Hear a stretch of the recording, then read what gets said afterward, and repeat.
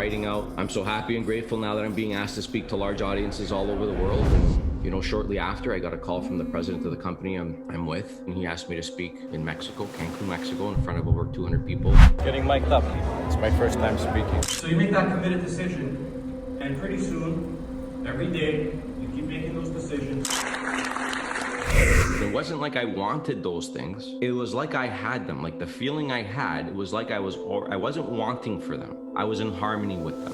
When you start to use your higher faculties, so we've got these higher faculties, they're like tools that allow us to live from the inside out. And that's the secret, right? Every good book says you gotta live from the inside out. And nobody really tells us how to do that. We've got perception, intuition, imagination, reason, will. We've all heard those words. We know we use our perception, we know we have them, but we don't consciously use it. We're constantly reacting to everything outside of us because we've got our five senses, they're survival. We're always in the survival mode. But when something happens, if we can learn to respond, observe, and then perceive it in a way that causes us to act in a positive way instead of a negative way. You know, perception is huge. Everything's an illusion. It is what it is. That guy said this, that guy said that. It is what it is. You know, somebody didn't respond to my text, and I used to stress. He's like, what did I do to this guy? He's not texting me back. It's been 4 hours. Because I had nothing going on in my life back then, so all I had time for was worrying why the guy wasn't texting me back, making shit up. Now that I've got things to do, you know, I'm in action,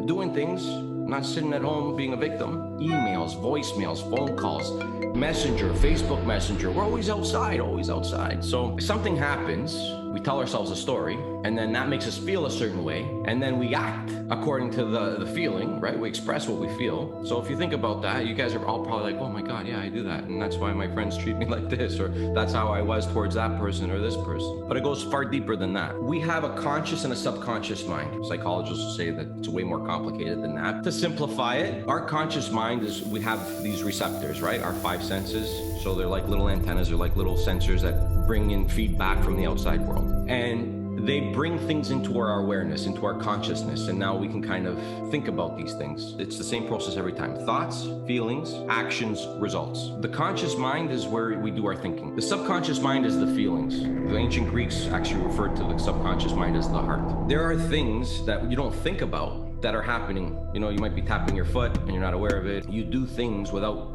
any conscious thought. So the conscious mind is where you're consciously aware of what's happening, and the subconscious mind is where the program is sort of running. You got this program running all the time. And then those results show up in our lives, so we become aware of those results, we emotionalize those results, we act that way again, we express those results, and then we get more of the same shit.